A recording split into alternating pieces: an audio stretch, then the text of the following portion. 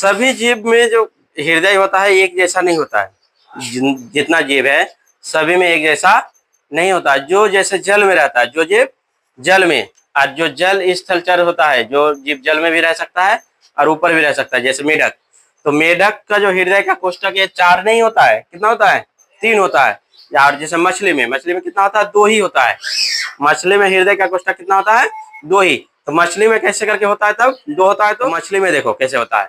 तो मछली में 2 कोष्ठक होता है। तो 2 कोष्ठक में क्या होता है, जब मछली क्या करता है, मुंह से ऐसे हप हप करता है ना मछली। तो जब मछली हप हप करता है तो मछली क्या करता है, पानी को अंदर लेता है, पानी को अंदर लेता है। तो मछली के बारे में तो तुम लोग जानते हैं कि मछली भी क्या करता है, ऑक्सीजन लेता है। तो मछली को ऑक्सीजन कहाँ मिलता है? तो पानी में ऑक्सीजन होता है क्या? तो पानी में ऑक्सीजन होता है। तो पानी वाला ऑक्सीजन जैसे देखो, पानी में भी ऑक्सीजन होता है, हाइड्रोजन और ऑक्सीजन। तो पानी वाला ऑक्सीजन लेता है मछली, समझ में?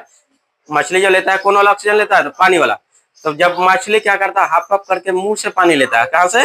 मुंह से पानी लेता है। और कोलोम, ये गिल्स बोलते हैं, तो कोलोम से पानी बाहर निकलता है। कोलोम से पानी मछली के 2 साइड में देखोगे, मुंह से लेता है पानी और कोलोम से क्या करता है, पानी बाहर निकलता है। तो वहां पर ही चेंज हो जाता है कि ये क्या कर देता है कि ऑक्सीजन को खींच लेता है, वहां से ऑक्सीजन को अवशोषित कर लेता है। उसमें बहुत सारा परत होगा, देखोगे क्या होता है, बहुत सारा परत होता है। तो वहां से ऑक्सीजन ले लिया, तो ऑक्सीजन लिया और वहां से रुधिर वाहिका होता है। तो हृदय होता है जो मछली में हृदय, तो मछली का हृदय से क्या हुआ, रक्त कहाँ गया, कोलोम में।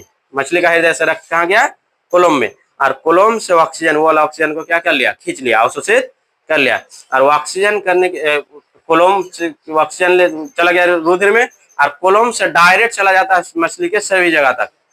कोलोम से डायरेक्ट सीधे क्या है, शरीर के सभी भागों तक चला जाता है। लेकिन हृदय में ऐसा नहीं, हृदय से फेफड़ा से फिर हृदय में आना पड़ता है, लेकिन इसमें फिर हृदय में आना नहीं पड़ता है। डायरेक्ट कोलोम से डायरेक्ट क्या है, शरीर के सभी जगह, मछली के शरीर के सभी जगह तक पहुंच जाता है, ठीक है। और सभी जगह से फिर क्या है, कार्बन डाइऑक्साइड लेके फिर हृदय में, और हृदय से फिर क्या है, कोलोम में। यही होता है, इसलिए उसका 4 कोष्ठक का जरूरत नहीं पड़ता है। दूसरी बात कि मछली जो है, जो हम लोग का शरीर है, हम लोग को अधिक ऊर्जा की जरूरत है। जैसे पक्षी में भी 4 कोष्ठक होता है। पक्षी और स्तनधारी, जिसमें बच्चे दूध पीता है, जिसमें बच्चे दूध पीता है, उसको ये बोलते हैं स्तनधारी।